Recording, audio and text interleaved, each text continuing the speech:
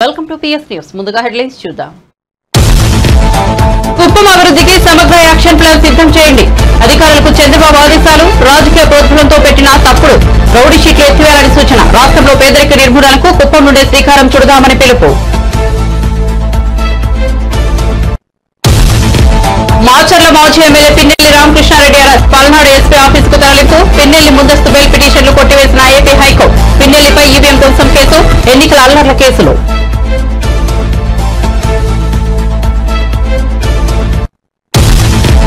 అధికారంలో ఉన్నప్పుడు ఒకలా, ప్రతిపక్షంలో ఉన్నప్పుడు మరోలా జగన్ మాట్లాడుతున్నారన్న పయ్యావుల కేశవ్.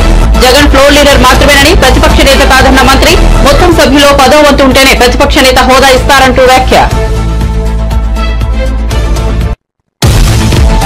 పార్లమెంట్ లో రాహుల్ గాంధీ, ప్రధాని మోదీ మధ్య ఆసక్తికర సన్నివేశం. ఓ బిర్లాకు స్వాగతం పలుకుతూ మోదీ, రాహుల్ గాంధీ కరచాలనం. లోక్సభలో ఇండియా కూటమి తరఫున విపక్ష నేతగా రాహుల్ గాంధీ. దీంతో పార్లమెంట్ లో స్పెషల్ అట్రాక్షన్ గా మారిన కాంగ్రెస్ అగ్రనేత. మాజీ మంత్రి పోచారం, జగిత్యాల ఎమ్మెల్యే సంచలనపై స్పీకర్ కు బీఆర్ఎస్ ఫిర్యాదు. ఫోన్ చేసినా స్పందించకపోవడంతో ఈమెయిల్, స్పీడ్ పోస్టు ద్వారా ఫిర్యాదు. పార్టీ మారిన ఎమ్మెల్యేలపై అనర్హత వేటు వేయాలని ఫిర్యాదు.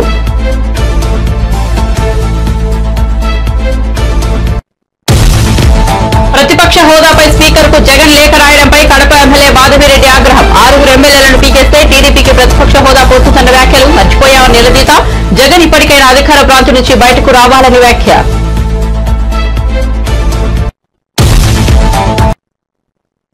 ఇక వార్త వివరాల్లోకి వెళ్తే, ఆంధ్రప్రదేశ్ ముఖ్యమంత్రి చంద్రబాబు కుప్పం పర్యటన 2వ రోజు కొనసాగుతోంది. స్థానిక ఆర్ఎండ్బీ అతిగృహం వద్ద ప్రజల నుంచి ఆయన వినతులు స్వీకరించారు. వివిధ ప్రాంతాల నుండి పెద్ద ఎత్తున అక్కడికి చేరుకున్న ప్రజలు తమ సమస్యలను సీఎంకు వివరించారు. ముఖ్యమంత్రి స్వయంగా వినతులను తీసుకుని పరిశీలించారు. వాటి పరిష్కారానికి చర్యలు తీసుకోవాలని జిల్లా కలెక్టర్ సుమిత్ కుమార్ అధికారులను ఆయన ఆదేశించారు.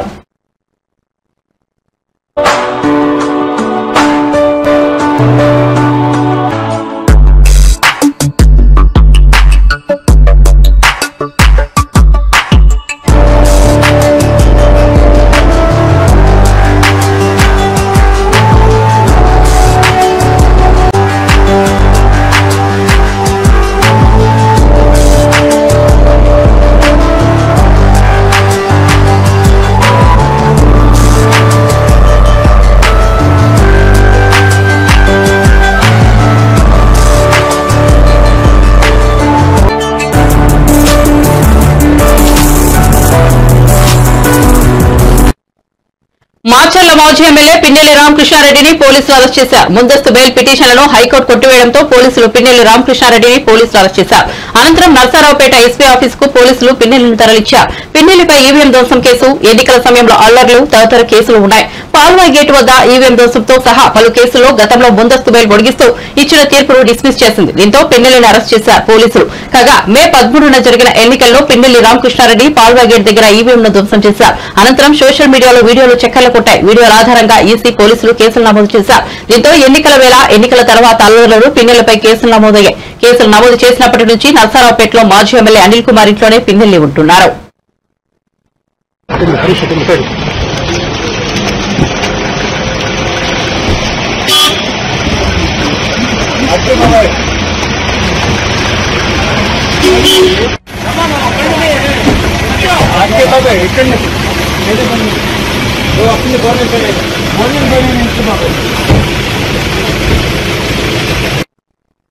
పార్లమెంట్ లో లోక్సభ స్పీకర్ ఎన్నికల సందర్భంగా ప్రధాని మోదీ, కాంగ్రెస్ అగ్రనేత రాహుల్ గాంధీ మధ్య ఆసక్తికర సన్నివేశం చోటు చేసుకుంది. 18వ లోక్సభ స్పీకర్ గా ఎన్నికైన ఓం బిర్లాకు స్వాగతం పలుకుతూ మోదీ, రాహుల్ గాంధీ కరచాలనం చేసుకున్నారు. ఇక లోక్సభలో ఇండియా కూటమి తరఫున విపక్ష నేతగా రాహుల్ గాంధీ ఎన్నికైన విషయం తెలిసిందే. దీంతో పార్లమెంట్ లో ఆయన స్పెషల్ అట్రాక్షన్ గా మారారు. మొన్నటి వరకు గుబురు గడ్డంతో కనిపించిన ఆయన ట్రిమ్ చేయించి కొత్తగా కనిపిస్తున్నారు. ఎంపీగా ప్రమాణ స్వీకారానికి కూడా టీషర్ట్ ధరించి వచ్చిన రాహుల్ ట్రెడిషనల్ పొలిటీషియన్ గెటప్ లో ఆకట్టుకున్నారు. తెల్లటి కుర్తా పైజామాలో వచ్చిన ఆయన్ను కాంగ్రెస్ ఎంపీలతో పాటు మిగతా పార్టీల నాయకులు కూడా ఆసక్తిగా గమనించారు. To come up and occupy the chair.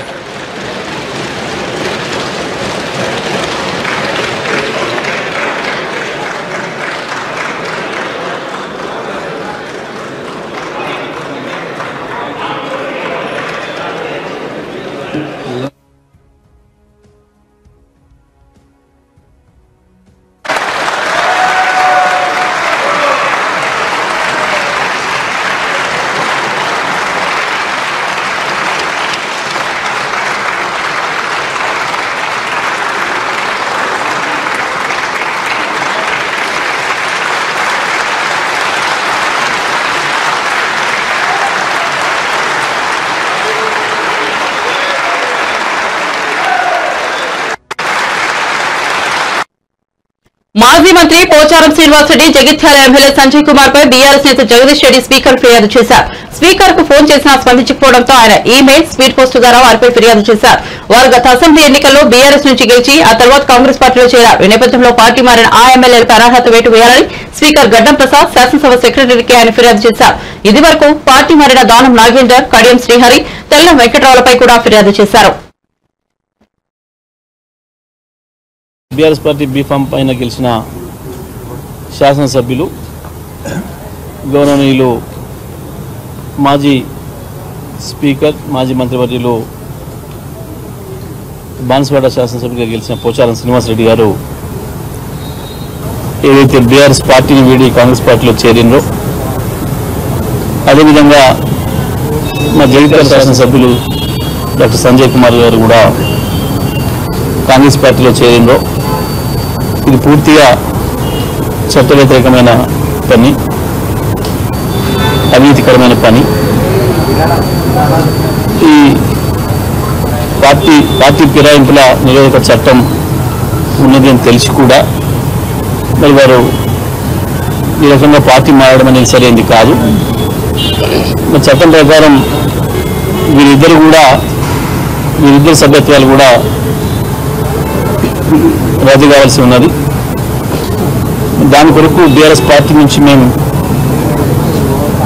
Speaker గారికి పిటిషన్ ఇవ్వడం కొరకు మేము నిర్ణయించి ప్రయత్నం చేస్తూ ఉన్నాం.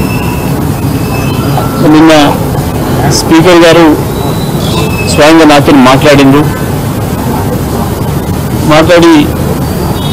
నేను చెప్పిన మీ నివాసాన్ని నేను దగ్గరలోనే ఉన్నా, 3-4 నిమిషాల్లో చేరుకోగలిగినంత దూరంలోనే ఉన్నా, మీరు పిలిస్తే రావడానికి సిద్ధంగా ఉన్నా, మీరు ఎప్పుడు పిలిచినా వస్తానని చెప్పినాను. అయితే మీరు ఇప్పుడు చూసి చెప్తా, మీకు సమయం ఈరోజు సాయంత్రం అవుతుందా రేపు ఉదయం అవుతుందా అనేది నేను నా వెసులుబాటు చూసుకొని చెప్తాను చెప్పాను. తప్పకుండా స్పీకర్ గారు వారికి ముందే కార్యక్రమాలు ఉండవచ్చు కాబట్టి నేను ఇక్కడే వారి కొద్ది వెయిట్ చేస్తూ ఉంటుంది. నేను రాత్రి 7-8 గంటల వరకు కూడా ఇక్కడ నిరీక్షణ చేసి వారి ఓఎస్డీకి వారి ప్రయత్నం చేస్తే స్పీకర్ గారు దొరకలేదు, వారి ఓఎస్డీకి చెప్పి మరి ఇట్లా స్పీకర్ గారు మాట్లాడి వారు స్వయంగా సమయం ఇస్తా అని చెప్పింది. నాకు ఇంకా ఏం చెప్పలేదు. మరి రాత్రి అయింది, కనీసం మరి రేపు ఏమైనా ఏ సమయం ఇస్తారో ఒకసారి తెలుసుకొని చెప్పండి అని చెప్పడం జరిగింది. మళ్ళీ ఈరోజు ఉదయం నుంచి కూడా నేను ప్రయత్నం చేస్తూనే ఉన్నా. మరి ఇంతకుముందు 1 గంటన్నర క్రితం మరి ఓఎస్డీ గారు మాత్రం ఫోన్లో దొరికింది నాకు. ఒకసారి సార్ వికారాబాద్కి వచ్చింది, ఇక్కడ ఏ కార్యక్రమాల్లో పాల్గొంటున్నారు అని మాకు చెప్పాను. నేను చెప్పిన మరి ఏ సమయానికి మళ్ళీ వస్తారు, ఏ సమయానికి నన్ను ఎక్కడికి రమ్మంటారు చెప్తే వారు ఎక్కడికి చెప్తే అక్కడ రావడం నేను రెడీగా ఉన్నా చెప్పండి అని చెప్పినాను. ఆయన వారి ఇంతవరకు స్పందించడం లేదు, మళ్ళీ ప్రయత్నం చేస్తే స్పందించడం లేదు. మరి మేము తప్పని పరిస్థితులలో మాకున్న ఇతర మార్గాలు ఈమెయిల్ ద్వారా మేము మా కాంప్లైంట్ పిటిషన్స్ను పంపడం జరిగింది. అదేవిధంగా స్పీడ్ పోస్ట్ ద్వారా కూడా పంపించడం జరిగింది. 2 మార్గాల ద్వారా స్పీకర్ గారి ఈమెయిల్ పంపించడం జరిగింది. వీరిద్దరి పైన 2 పిటిషన్లు, వారి అడ్రస్కి స్పీడ్ పోస్ట్ ద్వారా కూడా పంపించడం జరిగింది. ఇదే సందర్భంలో శాసనసభ కార్యదర్శికి కూడా పంపించడం, స్పీకర్ గారికి అందజేయండి అని చెప్పి.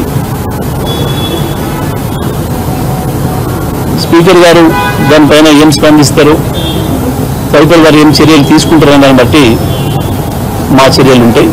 తప్పకుండా చట్టపరంగా న్యాయపరంగా మాకున్న అన్ని అవకాశాలను వినియోగిస్తాం. వారు ఇద్దరు కూడా వారి సభ్యత్వాలు, శాసనసభ సభ్యత్వాలు రద్దు చేయించడానికి. వైసీపీ అధినేత మాజీ సీఎం జగన్ కు ప్రతిపక్ష హోదా లేదన్నారు ఏపీ మంత్రి పయ్యావుల కేశవ్. మొత్తం సభ్యుల్లో 10వ వంతు ఉంటేనే ప్రతిపక్ష హోదా ఇస్తారని మంత్రి తెలిపారు. జగన్ ఫ్లోర్ లీడర్ మాత్రమేనని పేర్కొన్నారు. సీఎం తర్వాత ప్రతిపక్ష నేత ప్రమాణం చేయాలని జగన్ చెప్పడం హాస్యాస్పదంగా ఉందన్నారు. జగన్ కు ప్రతిపక్ష హోదా లేనందున ముఖ్యమంత్రి తర్వాత మంత్రులు ప్రమాణం చేశారని ఆయన గుర్తు చేశారు. అధికారంలో ఉన్నప్పుడు ఒకలా, ప్రతిపక్షంలో ఉన్నప్పుడు మరోలా జగన్ మాట్లాడుతున్నారని మంత్రి ఎద్దేవా చేశారు. ప్రతిపక్ష నేతగా ఉంటే కేబినెట్ హోదా వస్తుందని జగన్ భావిస్తున్నారని తెలిపారు. అలాగే 1984 ఉపేందర్ కు ప్రతిపక్ష నేత హోదా ఇవ్వలేదన్నారు. కేంద్రంలో కాంగ్రెస్ పార్టీ ప్రతిపక్ష హోదా పొందడానికి 10 ఏళ్లు పట్టిందని మంత్రి పయ్యావుల చెప్పుకొచ్చారు. గతంలో ముఖ్యమంత్రిగా పనిచేసినటువంటి జగన్మోహన్ రెడ్డి గారు ప్రజలు ఇచ్చినటువంటి తీర్పుని జీర్ణించుకోలేనటువంటి పరిస్థితుల్లో ఉన్నారనేటువంటిది ఆయన శాసనసభాధిపతికి రాసినటువంటి లేఖను బట్టి మాకు అర్థమవుతా ఉంది. నాకు ప్రధాన ప్రతిపక్ష హోదా ఇవ్వకుండా అన్ని పార్టీలు ఏదో ఆలోచన చేస్తున్నాయన్న భావన నాకు కలుగుతోంది అని. జగన్మోహన్ రెడ్డి గారు, పార్టీలు ప్రతిపక్ష హోదాలు ఇవ్వవండి. మీరు అధికారంలో ఉంటారా, ప్రతిపక్షంలో ఉంటారా, ప్రతిపక్ష హోదా కూడా లేకుండా ఇవ్వాలని తీర్పునిచ్చేటువంటిది ప్రజలు. ఈ రాష్ట్ర ప్రజానీకం మీకు ప్రతిపక్ష హోదా కూడా ఇవ్వకూడదు అని నిర్ణయం తీసుకుని తీర్పునిచ్చారు. దాన్ని మీరు యాక్సెప్ట్ చేయండి. ఎస్, బాధాకరమైనటువంటి అంశం. అందుకనే మేము ఎక్కడ కూడా మీరు శాసనసభలోకి వచ్చినా పోయినా కూడా మేమేం మాట్లాడలే, చాలా హుందాగా వ్యవహరించాం. గతంలో చంద్రబాబు నాయుడు గారు మొట్టమొదటిసారి మాట్లాడే ప్రయత్నం చేస్తే ఒకసారి శాసనసభ వీడియోలు తెప్పించుకుని చూడండి, మీరు ఎంత హెకిల్ చేసేటువంటి ప్రయత్నం చేశారు. మీరు యాక్సెప్ట్ చేయండి. ప్రజల తీర్పు మీకు ప్రతిపక్ష హోదా ఇవ్వకూడదు అనేటువంటిది ఇచ్చారు. జీతాలు భత్యాలు ఇచ్చేటువంటి పెన్షన్ ప్రకారం మీకు ప్రతిపక్ష నాయకుడి హోదా వస్తుంది అనేటువంటి సలహా ఏ పెద్ద మనిషి ఇచ్చాడో. గతంలో అంతమంది సలహాదారులు పెట్టుకుని ఇక్కడ దాకా వచ్చారు. ఇప్పుడైనా మంచి సలహాదారుని పెట్టుకోండి. ఈ లేఖ రాసింది మీ సొంత ఆలోచన అయితే మీరు ఇంకొంచెం ప్రజా తీర్పుని ఆమోదించే స్థితికి రావాలని నేను కోరుకుంటున్నా. ఇది మీకు ఏ సలహాదారుడు ఇచ్చిందైతే మాత్రం మీ భవిష్యత్తు ఎట్లుండబోతుందో మాకు అర్థమైపోయింది. ఆ సలహాదారులతో ఇక్కడికి వచ్చారు, ఈ సలహాదారుడితో మీరు ఎక్కడికి పోతారు అనేటువంటిది మాకు అర్థమవుతోంది. సారీ జగన్మోహన్ రెడ్డి గారు, మీరు ఎప్పుడు ఎక్సైజ్ బుక్స్ లేకపోతే ఇసుక అకౌంట్ బుక్స్ కాదు చూడాల్సింది. అప్పుడప్పుడు assembly rules book, parliamentary practices మీద కౌలన్ షక్దర్ బుక్ కూడా చూడండి, అర్థమవుతాయి. ఇది సాంప్రదాయం కాదండి. సభ్యుడిగా ప్రమాణ స్వీకారం చేసిన తర్వాత మాత్రమే అతన్ని సభ్యుడిగా గుర్తించబడతాడు, అక్కడ కూర్చోవడానికి అర్హుడవుతాడు, అతనికి ఓటింగ్ సంబంధించినటువంటి అర్హతలు వస్తాయి. ఇది సాంప్రదాయం కాదు. మీ మొట్టమొదటి లేఖలో మొదటి లైన్లోనే మీ ఆలోచనలో తప్పు ఎట్లా ఉంది అనేటువంటిది అర్థమవుతోంది. మీరు ప్రతిపక్ష నాయకుడు కాదే. ఇక్కడ ప్రతిపక్షంలో ఉన్నటువంటి పార్టీకి సంబంధించినటువంటి నాయకుడు మీరంతే. ఫ్లోర్ లీడర్ అంటారు మిమ్మల్ని, పార్లమెంట్లో గ్రూప్ లీడర్ అంటారు, శాసనసభలో మనం ఫ్లోర్ లీడర్ అంటాం. మీరు ఆ గ్రూపుకి నాయకుడు మాత్రమే తప్ప ప్రతిపక్ష హోదా కలిగినటువంటి ప్రతిపక్ష నాయకుడు కాదు. ఎవరు ఇంత మరీ ఓనమాలు కూడా చూసుకోకుండా ఎట్లా మీ చేత ఈ లేఖ రాయించారో మీకు వచ్చిన ఆలోచన నాకు అర్థం కాదు. తమకు ప్రతిపక్ష హోదా ఇవ్వాలని సభాపతికి జగన్ లేఖ రాయడం సిగ్గుచేటని TDP Kadapa MLA R Madhavi Reddy ఎద్దేవా చేశారు. మంగళగిరిలోని పార్టీ కేంద్ర కార్యాలయంలో మీడియాతో మాట్లాడుతూ ముస్లిం సభ్యుల్లో 10వ వంతు ఉంటేనే ప్రతిపక్ష హోదా వస్తుందని, ఆ విషయంపై కనీస అవగాహన లేకుండా జగన్ కోరడం విడ్డూరంగా ఉందన్నారు.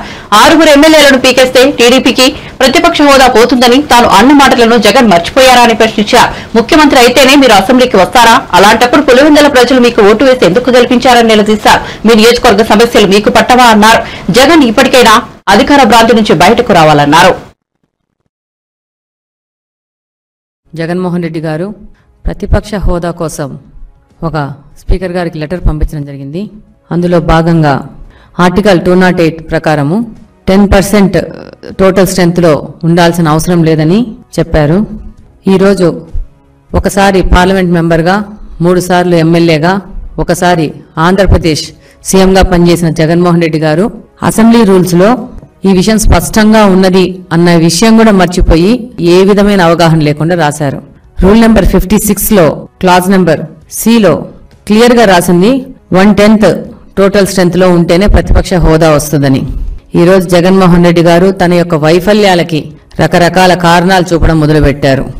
ఈరోజు ప్రజలకు మొహం చూపించే లేక ధైర్యం లేక మొన్నటి వరకు ఈవీఎంలు కారంగా ఓడిపోయానని ఈరోజు ప్రతిపక్ష హోదా ఉంటేనే అసెంబ్లీకి వస్తాననే విధంగా ఆయన లెటర్ రాశారు. ఎక్సీఎం గారు కడప పార్లమెంట్లో ఉన్న 7 స్థానాల్లో పులివెందుల కాన్స్టిట్యున్సీ నుంచి గెలిచారు. మేము కడప అసెంబ్లీ నుంచి గెలిచాం. మన ఇద్దరి పని ఏంటంటే ప్రజా సమస్యల కోసము పోరాడము, ప్రజా సమస్యలు తీర్చే విధంగా మనం పని చేయాలా. కానీ జగన్మోహన్ రెడ్డి గారు మాత్రము అధికారంలో వస్తేనే పని చేస్తాను, అధికారంలోకి వచ్చినాక దోచుకోవడానికి మాత్రమే నేను పని చేస్తాననే విధంగా ఉంది. ఈరోజు 1994లో జనార్దన్ రెడ్డి గారి హయాంలో కాంగ్రెస్ లో మొత్తం 294 సీట్లకు గాను 26 సీట్లు ఇస్తే ఆయనకు ప్రతిపక్ష హోదా ఇవ్వలేదు. అలాగనే ప్రమాణ స్వీకారంలో ఆయనను ఆల్ఫాబెటికల్ ఆర్డర్లోనే పిలిచారు. కానీ తెలుగుదేశం పార్టీ యొక్క గొప్పతనం ఏంటంటే ఈసారి జగన్మోహన్ రెడ్డి గారికి 11 సీట్లు వస్తే ఆయనని మంత్రులైన వెంటనే ఆల్ఫాబెటికల్ ఆర్డర్ లేకుండా ముందుకు తీసుకుపోవడం జరిగింది. అలాగనే 14 నుంచి 19 వరకు పార్లమెంట్లో కాంగ్రెస్ కి 44 సీట్లు, ఒకసారి 52 సీట్లు వస్తే మొత్తం 1/10 ప్రకారం 54 రావాల్సి ఉంటే కూడా ప్రతిపక్ష హోదా ఇవ్వలేదు. ఇది భారత రాజ్యాంగం ప్రకారం ఉన్న రూల్. ఈ రోజు జగన్మోహన్ రెడ్డి గారి కోసం రాజ్యాంగాన్ని మార్చి రాస్తారనుకుంటున్నారు. ఆయన ఇన్ని రోజులు 5 సంవత్సరాలు రాజారెడ్డి రాజ్యాంగం ప్రకారము ఆయన కొత్త రాజ్యాంగము, కొత్త చట్టాల ప్రకారము ఆంధ్రప్రదేశ్ ని నాశనం చేశారు. ఇప్పుడు ప్రజల దగ్గరికి వెళ్లి మొహం చూపించుకోలేక రూల్స్ అనేటివి మార్చి కొత్త రాజ్యాంగం రాస్తేనే నేను వస్తాను, అప్పుడే నేను పోరాడతాను ప్రజా సమస్యలకు అని చెప్పేసి ఈయన ప్రయత్నిస్తున్నారు. సాంఘిక సంక్షేమ శాఖ మంత్రిగా డోలా బాల వీరాంజనేయ స్వామి బాధ్యతలు చేపట్టారు. ముందుగా ప్రత్యేక పూజలు చేసి ఆయన సచివాలయ 3వ బ్లాక్ లో సాంఘిక సంక్షేమ, సచివాలయాలు, వాలంటీర్ల శాఖ మంత్రిగా బాధ్యతలు స్వీకరించారు.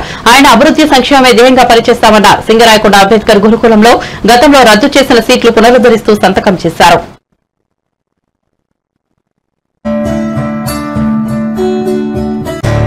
సాంఘిక సంక్షేమ శాఖ మరియు డిజేబుల్డ్ గ్రామవార్డు సచివాలయ శాఖ మంత్రులుగా బాధ్యతలు తీసుకువచ్చుకోవడం చాలా సంతోషంగా ఉంది. మా ముఖ్యమంత్రి వర్యులు శ్రీ నారా చంద్రబాబు నాయుడు గారు నా మీద ఇచ్చినటువంటి బాధ్యతల్ని సమర్థవంతంగా నిర్వహించి ఏదైతే నా శాఖలో చాలా మందికి ప్రభుత్వం నుంచి అవసరాలు ఉన్నాయి, వీళ్ళన్నిటి కూడా సేవ చేసే విధంగా ప్రభుత్వం స్టాండర్డ్స్ ప్రకారం వాళ్ళందరికీ కూడా అన్ని అందించే విధంగా చర్యలు చేపడతామని చెప్పి తెలియజేసుకుంటూ ఈరోజు మొదటిగా 3 సంతకాలు సోషల్ వెల్ఫేర్ డిపార్ట్మెంట్ లో, అదేవిధంగా డిజేబుల్ డిపార్ట్మెంట్ నుంచి ఒకటి ఈరోజు సిగ్నేచర్ చేయడం జరిగింది.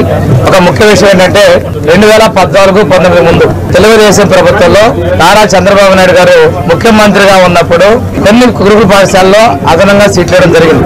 గత ప్రభుత్వంలో జగన్మోహన్ రెడ్డి ముఖ్యమంత్రిగా ఉన్నప్పుడు ఈ గురుకుల పాఠశాలలో సీట్లు రద్దు చేశారు. ఇది రాష్ట్ర వ్యాప్తంగా సుమారు 1600 వరకు ఉన్నాయి. మా నియోజకవర్గంలోని సింగరాయకొండ డాక్టర్ బిఆర్ అంబేద్కర్ గురుకుల పాఠశాలలో 2020లో బైపీసీలో 40, ఎంపీసీలో 80 సీట్లు రద్దు చేశారు. తిరిగి ఆ సీట్లను పునరుద్ధరిస్తూ ఈరోజు సంతకం పెట్టడం జరిగింది. బాపట్ల జిల్లా పర్చూరు నియోజకవర్గంలోని నాగులపాలెం గురుకుల పాఠశాలలో పైలట్ ప్రాజెక్టు కింద విద్యార్థులకి సోలార్ ప్రాజెక్టు ద్వారా వేడి నీళ్లు, హాట్ వాటర్ అందించే విధంగా పైలట్ ప్రాజెక్ట్ ని చేపడుతూ 15 లక్షల రూపాయలతోటి ప్రాజెక్ట్ ని మంజూరు చేయడం జరిగింది. అదేవిధంగా నాగులపాలెంలోనే 9 లక్షల రూపాయలతోటి పాఠశాలకు సరఫరా చేసే కూరగాయలు, పండ్లు, గుడ్లు, ఇతర సామాగ్రిని భద్రపరచుకోవడం కోసం ప్రత్యేకంగా కోల్డ్ స్టోరేజ్ రూమ్ ఒకటి డిజైన్ చేయడం, ఇది కూడా పైలట్ ప్రాజెక్టు కింద 9 లక్షల రూపాయలతోటి మంజూరు చేయడం జరిగింది.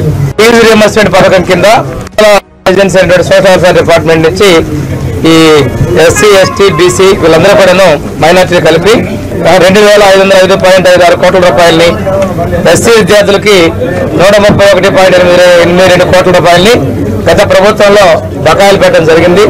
వీటన్నిటిని చెల్లించాల్సినటువంటి పరిస్థితులు ఉన్నాయి. ఆ రోజు ప్రభుత్వం దళితులకి, ఎస్సీలకి, బీసీలకి అన్ని చేసాం, నవరాత్రులు అన్నారు. ఈరోజు వాస్తవాలు చూస్తుంటే వాళ్ళకి ఇవ్వాల్సినటువంటి ట్యూషన్ ఫీజులు 2505.56 కోట్ల రూపాయలు ఉన్నాయి. సర్టిఫికేట్లు తీసుకోలేని పరిస్థితి, పాస్ అయినా కానీ ఈ రోజుకి ఇవ్వలేని పరిస్థితి, బకాయిలు చేయలేనున్నా ఆ పిల్లలు చాలా ఇబ్బందులు పడుతూ ఉన్నారు. అదేవిధంగా వసతి నిర్వహణ రుసుము కింద ఎంటీఎఫ్ కింద మొత్తం 23-24 వరకు ఉన్నటువంటి బకాయిలు 895 కోట్ల రూపాయలు ఉన్నాయి. గత ప్రభుత్వం పేదల్ని మోసగిచ్చి మభ్యపెట్టి 3575.22 కోట్ల రూపాయలని బకాయిలుగా పెట్టి మభ్యపెట్టింది. దీనికి తగినట్లుగానే ప్రజలు తీర్పు ఇవ్వడం జరిగింది. ఈరోజు ఆర్టీసీలో మహిళలకు ఉచిత ప్రయాణం హామీపై తాము ఏర్పాటు చేసే కమిటీ కర్ణాటక, తెలంగాణ రాష్ట్రాల్లో అధ్యయనం చేసి ఎలాంటి సమస్యలు లేకుండా పథకం అమలు చేస్తామని మంత్రి రాంప్రసాద్ రెడ్డి తెలిపారు. చిత్తూరు జిల్లా కుప్పం ఆర్టీసీ ప్రాంగణంలో 5 నూతన బస్సులను ఆయన ప్రారంభించారు. నూతన బస్సులో తొలి టికెట్ మంత్రి కొనుగోలు చేశారు. అనంతరం ఆయన మీడియాతో మాట్లాడారు. అత్యున్నత ప్రమాణాలతో కుప్పంలో ఈ బస్టాండ్ ఏర్పాటు చేస్తామన్నారు. గత ప్రభుత్వంలో డిపోలను, బస్టాండ్లను నిర్వీర్యం చేశారని ఆరోపించారు. ప్రజలు సంతోషంగా ఉంటారో, ప్రజలకు మెరుగుగా అలాగే అందుబాటులోకి తెచ్చేదానికి ప్రయత్నించే ఉద్దేశంతో కుప్పం బస్టాండ్ ఏదైతే ఉందో ఆ బస్టాండ్ను రాబోయే కాలంలో దేశంలోనే అత్యున్నతమైన ప్రమాణాలతో ఈ బస్టాండ్ అన్ని విధాల అందుబాటులోకి తెచ్చే విధంగా ఇక్కడ నిర్మించేదానికి నిన్న అనౌన్స్ చేయడం జరిగింది. ఇక్కడ నిర్మించబోయే బస్టాండ్ డిపిఆర్ను రెడీ చేసి త్వరలోనే ఒక 4-5 ప్లాన్లు తీసుకొని వచ్చి ఏదైతే ప్రజలకు బాగుంటుందో, ఎక్కడా లేని విధంగా నిర్మాణం చేస్తే ప్రజల యొక్క మన్నలు పొందుతామో ఆ విధంగా కుప్పం బస్టాండ్ తయారు చేసే విధంగా చర్యలు తీసుకోవడం జరుగుతుంది రాబోయే కాలంలో. ఈరోజు ఇక్కడ 5 బస్సులను ప్రారంభించడం జరిగింది. గత ప్రభుత్వాల్లో కొన్ని డిపోలను అయితేనే, కొన్ని నియోజకవర్గంలో ఉన్న బస్టాండ్లను అయితేనే నిర్వీర్యం చేయడం జరిగింది. ముఖ్యమంత్రి గారు ఇక్కడికి రావడంతోనే సుమారు గతంలో నిలిపేసిన 30 పైన సర్వీసులను మరొకసారి ప్రారంభించడం జరుగుతూ ఉంది. భద్రతా ప్రమాణాలు పాటించి రోడ్లపైకి బస్సులు వచ్చేటప్పటికి బస్సులు ఫిట్గా ఉండాల. ఈరోజు చాలా ప్రమాదాలకు కారణం ఏంటంటే బస్సులు సరైన స్థితిలో ఉండకపోవడమే దీనికి కారణం. పదోన్నతుల్లో ఎస్జీటీలకు న్యాయం చేయాలని బీజేపీ అధికార ప్రతినిధి రాణి రుద్రమ డిమాండ్ చేశారు. వారిని నియమించినప్పుడు ఒక నియమం పదోన్నతి కల్పించే సమయంలో మరో నిర్ణయం ఎలా వర్తిస్తుందని ప్రశ్నించారు. ప్రభుత్వ ప్రధాన ఉపాధ్యాయులందరికీ సమన్వయం జరిగేలా ఒక కమిటీని నియమించి విధి విధానాలు ఖరారు చేయాలని ప్రభుత్వాన్ని డిమాండ్ చేశారు. బీఆర్ఎస్ లాగే కాంగ్రెస్ ప్రభుత్వం కూడా ఉపాధ్యాయుల హక్కులను కాలరాస్తోందని ఆమె మండిపడ్డారు. జీవో 2, జీవో 3 ఉపాధ్యాయులకు అన్యాయం చేసేటటువంటి జీవోలు. ఆ జీవోలను రద్దు చేసి పాత జీవోలు జీవో 11, జీవో 12 అని అమలు చేయాలి అని చెప్పి వాళ్ళు ఏదైతే కోరుతున్నారో వాటిని కనీసం పరిశీలించేటటువంటి పరిస్థితిలో కూడా రేవంత్ రెడ్డి గారి ప్రభుత్వం లేదు. మీకు పార్టీ ఫిరాయింపుల కోసం ఉన్నటువంటి సమయం, మీ పార్టీ నాయకులు రాహుల్ గాంధీ గారు, సోనియా గాంధీ గారు, మల్లికార్జున్ ఖర్గే గారు ఢిల్లీలో ఒక డయాస్ మీద నిలబడి మీ పార్టీ మేనిఫెస్టోను రిలీజ్ చేసి పాంచన్యాయ సూత్రాలని చెప్పి ప్రజలకు చెప్పి పక్క పార్టీలో గెలిచినటువంటి అభ్యర్థులు ఇతర పార్టీలకు వెళితే వాళ్ళ అభ్యర్థిత్వాన్ని రద్దు చేయాలి, వాళ్ళని డిస్క్వాలిఫై చేయాలి అని చెప్పి మీరు మీ పాంచజన్య సూత్రాలలో పెట్టింది. వాటిని కూడా కాలదన్ని ఇవాళ నియమాలు నిబంధనలు ఏమీ లేకుండా మీరు తెలంగాణ రాష్ట్రంలో పక్క పార్టీలలో గెలిచినటువంటి వాళ్ళను జాయిన్ చేసుకునేటందుకు మీకు సమయం ఉన్నది. వాటికి ఏ నియమాలుండయి, వాటికి ఏ నిబంధనలు ఉండయి, మీరు మాట్లాడిన మాటలకు విలువ ఉండదు. మరి వాళ్ళ ప్రభుత్వ ఉద్యోగులకు ఇచ్చేటటువంటి ప్రమోషన్ల విషయంలో మాత్రం మీకెందుకు సమయం సరిపోతలేదు? మీరెందుకు వాటి గురించి ఆలోచిస్తలేరు? నిజంగానే కొత్త జీవో ప్రకారం మేము చేస్తున్నామని మీరు చెప్తే ఆ జీవోలను రద్దు చేసి ఎస్జీటీలుగా అపాయింట్ అయినటువంటి టీటీసీ చదువుకున్నటువంటి వాళ్లకు, బిఎడ్ చదువుకున్నటువంటి వాళ్లకు అందరికీ కూడా ప్రమోషన్ల విషయంలో సమన్యాయం చేయాలి అనేటువంటి సోయి ముఖ్యమంత్రి గారికి ఎందుకు లేదు అని మేము అడుగుతున్నాం. గత 10 సంవత్సరాలుగా ప్రమోషన్లు లేవు. ఇవాళ మీరేదో ఇస్తాము అని ఒక ఆశ చూపిండ్రు వాళ్లకు. మరి ఆ ఇచ్చే ఆశ చూపినటువంటి క్రమంలో సమన్యాయం చేయండి. ఈ విడత పోతే మళ్ళా ఎన్నేళ్లకు వాళ్లకు ఆ ప్రమోషన్లు వస్తాయో, ఇప్పుడు కూడా వస్తాయో రావో కూడా తెలియదు. 29-30 సంవత్సరాలుగా ఒక పోస్టులో నియమించబడ్డటువంటి ఉపాధ్యాయుడు ఎస్జీటీగా అదే పోస్ట్ లో ఉన్నారు ఇప్పటి వరకు కూడా. మరి దీన్నంతా చూడడానికి ముఖ్యమంత్రి గారికి వెసులుబాటు లేదు. విద్యాశాఖ మంత్రి తెలంగాణ రాష్ట్రంలో కావాలి అని మీరు విద్యాశాఖ మంత్రిని అపాయింట్ చేయరు. వాళ్ళ సమస్యలు మొరబెట్టుకుందాము అని అంటే డిస్ట్రిక్ట్ ఎడ్యుకేషన్ ఆఫీసర్ కావాలి జిల్లాల. మీరు డిఈఓలను అపాయింట్ చేయరు. మండల స్థాయిలో వెళ్ళి చెప్పుకుందామంటే అక్కడ ఎంఈఓ కావాలి. మీరు ఎంఈఓలను అపాయింట్ చేయరు. బళ్ళల్లోనన్నా టీచర్లు మరి ఎట్లా చేద్దాం సార్ అని మాట్లాడుకుందామంటే స్కూల్లో ప్రిన్సిపాల్ ఉండాలి.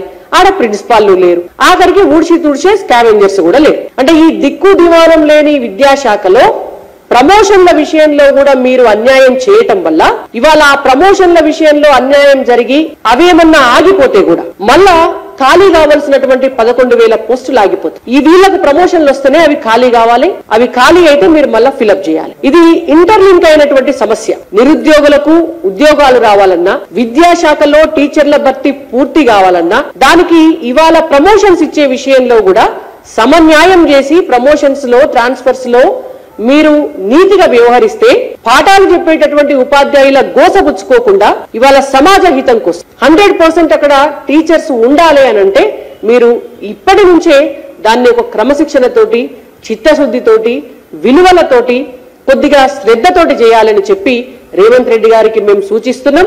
ఉపాధ్యాయుల ప్రమోషన్ల విషయంలో ఖచ్చితంగా వాళ్ళు అడుగుతున్నటువంటి పాత జీవోలు వాటినే అనుసరంగా చేసి కొత్త జీవోలను రద్దు చేసేటటువంటి విషయంలో మీరు ఒక కమిటీని వేసి సమీక్ష చేయాలని చెప్పి భారతీయ జనతా పార్టీ తరఫున టీచర్లందరికీ కూడా. బులెటిన్ ముగించే ముందు హెడ్లైన్స్ మరోసారి చూద్దాం. కుప్పం అభివృద్ధికి సమగ్ర యాక్షన్ ప్లాన్ సిద్ధం చేయండి, అధికారులకు చంద్రబాబు ఆదేశాలు. రాజకీయ ప్రోత్సాహంతో పెట్టిన తప్పుడు రౌడీ షీట్లు ఎత్తివేయాలని సూచన. రాష్ట్రంలో పేదరిక నిర్మూలనకు కుప్పం నుండే శ్రీకారం చుడదామని పిలుపు.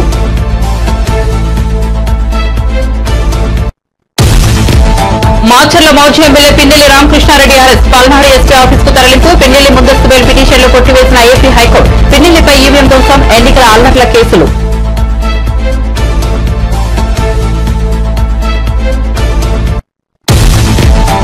అధికారంలో ఉన్నప్పుడు ఒకలా, ప్రతిపక్షంలో ఉన్నప్పుడు మరోలా జగన్ మాట్లాడుతున్నారన్న పయ్యావుల కేసు.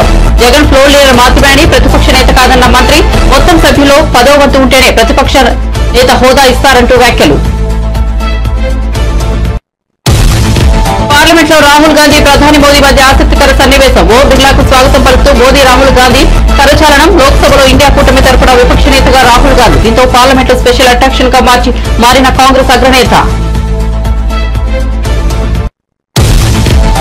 మాజీ మంత్రి పోచారం, జగిత్యాల ఎమ్మెల్యే సంజయ్లపై స్పీకర్ కు బీఆర్ఎస్ ఫిర్యాదు. ఫోన్ చేసినా స్పందించకపోవడంతో ఈమెయిల్, స్పీడ్ పోస్టు ద్వారా ఫిర్యాదు. పార్టీ మారిన ఎమ్మెల్యేలపై అనర్హత వేటు వేయాలని ఫిర్యాదు.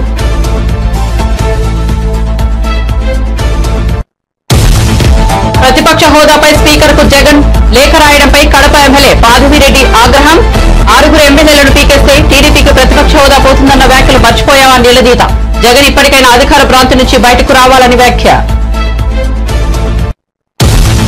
మరిన్ని అప్డేట్స్ కోసం చూస్తూనే ఉండండి PS న్యూస్.